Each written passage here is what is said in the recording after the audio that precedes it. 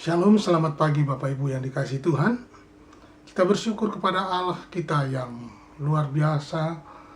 Dia memberikan kita kesempatan hidup untuk boleh bangun pagi, untuk bersyukur kepadanya. Mari sebelum kita membaca dan merenungkan firman Tuhan, kita berdoa.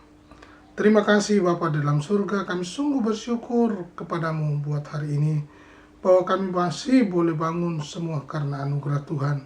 Kami masih diberi kesempatan untuk menikmati hari ini, untuk bersyukur kepadamu di hari yang indah ini. Baiklah dan biarlah kami membaca dan merenungkan firman-Mu, pagi siang malam merenungkannya dan melakukannya. Terpujilah nama-Mu Bapa, kami mau belajar akan kebenaran-Mu. Kami siap dan kami percaya Engkau menolong kami. Tuntun kami Roh Kudus, nama-Mu dipermuliakan ya Allahku. Haleluya. Amin. Ya Bapak Ibu, pagi hari ini kita akan membaca di dalam 2 Timotius pasal 4. Demikian firman Tuhan. Berusahalah supaya segera datang kepadaku, karena Demas telah mencintai dunia ini dan meninggalkan aku. Ia telah berangkat ke Tesalonika, Kreskes telah pergi ke Galatia, dan Titus ke Dalmatia. Hanya Lukas yang tinggal dengan aku. Jemputlah Markus dan bawalah ia kemari, karena pelayanannya penting bagiku. Tikhikus telah kukirim ke Efesus. Jika engkau kemari, bawa juga jubah yang kutinggalkan di Troas, di rumah Karpus, dan juga kitab-kitabku, terutama perkamen itu. Alexander, tukang tembaga itu, telah banyak berbuat kejahatan terhadap aku. Tuhan akan membalasnya menurut perbuatannya. Hendaklah engkau juga waspada terhadap dia, karena dia sangat menentang ajaran kita. Pada waktu pembelaanku yang pertama, tidak seorang pun yang membantu aku. Semuanya meninggalkan aku. Kiranya hal itu jangan ditanggungkan atas mereka. Tetapi Tuhan telah mendampingi aku dan menguatkan aku, supaya dengan perantaraanku Injil diberitakan dengan sepenuhnya, dan semua orang bukan Yahudi mendengarkannya.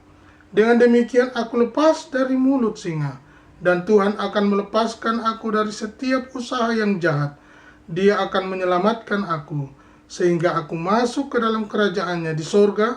Baginya lah kemuliaan selama-lamanya. Amin. Bapak Ibu yang dikasihi Tuhan, kita sudah membaca satu perikop pesan terakhir daripada Rasul Paulus. Dia meminta kepada muridnya, teman sepelayanannya, untuk segera datang kepadanya. Ada beberapa hal yang perlu kita perhatikan di dalam perikop ini. Dikatakan bahwa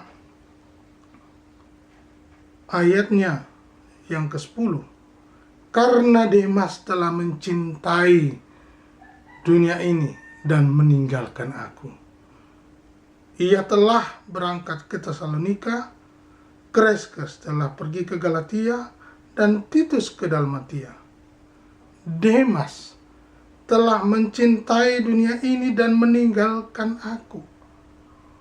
Bayangkan Bapak Ibu, teman sepelayanan meninggalkan seorang temannya. Banyak alasan mengapa ia meninggalkan. Sama-sama di dalam pelayanan, kemudian meninggalkan. Banyak faktor, ya. Itu faktor dari internal pribadi, mengapa dia meninggalkan.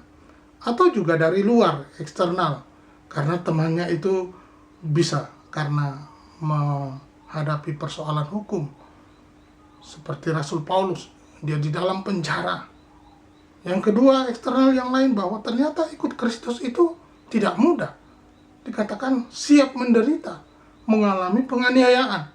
Lalu terjadi pemikiran, kok susah sih jadi orang Kristen itu ya. Kok susah sih tidak siap menderita lalu meninggalkan. Atau yang ketiga dikatakan, katanya ikut Kristen itu, ikut Yesus, kaya raya. Tapi saya sudah menjadi orang Kristen kok tidak kaya-kaya. Nah, motivasi ini Dan faktor ini yang membuat banyak orang mundur kembali kepada Demas. Kita perhatikan. Demas telah mencintai dunia ini dan meninggalkan aku. Ya, ada banyak faktor dan alasan itu. Coba kita perhatikan. Dikatakan, Paulus ini sudah menjadi tahanan. Ya, ia takut kalau ada mendapat masalah karena Paulus. Bisa juga ia mengundurkan diri dari pelayanan karena urusan duniawi. Urusan duniawi yang ingin digelutinya, yang ingin dikerjakannya. Perhatikan, kasihnya yang mula-mula kepada Kristus dan Injilnya ditinggalkan dan dilupakan. Mencintai dunia, kasihnya yang mula-mula kepada Kristus ditinggalkan. Namanya ditinggalkan itu nggak enak, Bapak Ibu. Ya, teman di dalam pelayanan tidak enak. Kemudian dikatakan, dan ia jatuh cinta pada dunia. Perhatikanlah, cinta akan dunia ini seringkali menyebabkan kemurtatan dari kebenaran dan jalan Yesus Kristus. Bisa menghilang karena beralih mencintai dunia. Jadi, bisa nggak Pak Pendeta, kalau saya mencintai Tuhan dan saya mencintai dunia, dua-duanya dicampur begitu? Nah, ini kita akan belajar hal ini. Kita perhatikan apa poin penting dari perikop ini. Ia telah menghilang. Ya, dikatakan Demas itu pergi ke Tesalonika. Ya, dia mungkin terpanggil untuk suatu hal-hal yang duniawi, pekerjaan, atau karena suatu urusan yang lain. Hilang dalam pelayanan, meninggalkan pelayanan. Di dalam 1 Yohanes pasal 2 ayat 15 sampai 17 berkata, janganlah kamu mengasihi dunia dan apa yang ada di dalamnya. Jikalau orang mengasihi dunia, maka kasih akan Bapa tidak ada di dalam orang itu. Sebab semua yang ada di dalam dunia, yaitu keinginan daging dan keinginan mata, serta keangkuhan hidup, bukanlah berasal dari Bapa, melainkan dari dunia. Jadi tadi pertanyaannya, boleh nggak dicampur? Saya mencintai dunia, tapi saya juga mencintai Tuhan. Ini dia. Ada kata janganlah. Janganlah itu perintah. Berarti tidak boleh Bapak Ibu mencampur antara kepentingan dunia dengan kepentingan Tuhan. Janganlah kamu mengasihi dunia dan apa yang ada di dalamnya. Ya.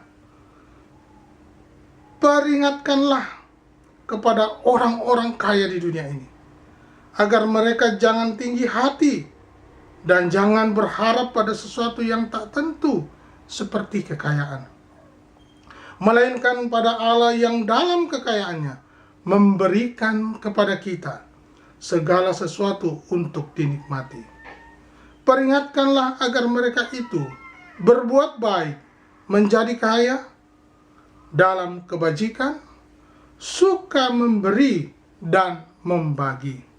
Dan jangan demikian mengumpulkan suatu harta sebagai dasar yang baik bagi dirinya di waktu yang akan datang untuk mencapai hidup yang sebenarnya. Ya. Jadi dikatakan, peringatkanlah agar mereka itu berbuat baik, menjadi kaya dalam kebajikan, suka memberi dan membagi. Sebagai kesimpulan bahwa kita perlu berhati-hati. Kita berserah kepada Allah yang hidup. memberikan kita tempat pelayanan di mana saja Dia mau menghendaki kita melayaninya. Paulus mengalami hal demikian. Dia ditinggalkan oleh kawan pelayanannya, si Demas dan si Alexander. Tetapi dia tidak putus asa. Masih ada teman-teman yang baik hati.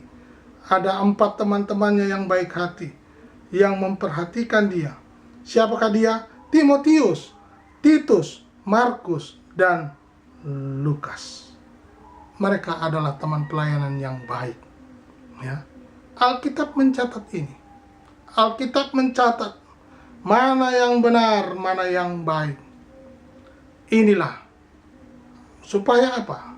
Kita belajar dari peristiwa Rasul Paulus, bahwa kita mau supaya jangan kita tertipu dan jangan kita dikhianati. Kita belajar dari kisah Rasul Paulus ini. Tuhan Yesus memberkati. Terima kasih Bapa Surgawi buat hari yang indah ini. Kami bersyukur bahwa hari ini penuh dengan sukacita yang Kau anugerahkan bagi kami. Terpujilah nama-Mu, berkati setiap kami yang mendengar, setiap kami yang merenungkan, dan setiap kami yang mau melakukan firman-Mu. Tuhan, tolong setiap kami, setiap hamba-hamba-Mu, setiap orang yang percaya, dan jemaat-Mu, hamba-Mu, umat-Mu, biarlah mereka juga menerima dan diberkati oleh kebenaran-Mu. Untuk kami belajar melakukan kebenaran-Mu. Kami rindu melayani Engkau. Kami rindu melakukan kebenaran-Mu. Apa yang ada pada kami untuk kemuliaan bagi nama-Mu. Terpujilah nama-Mu Bapa. Berkati mereka yang kekurangan. Berkati mereka yang tidak mampu. Mohon kesembuhan bagi mereka yang sakit. Dan mohon keselamatan bagi mereka yang belum mengenal Engkau. Di dalam nama Tuhan Yesus Kristus, kami naikkan doa ini. Haleluya. Amin.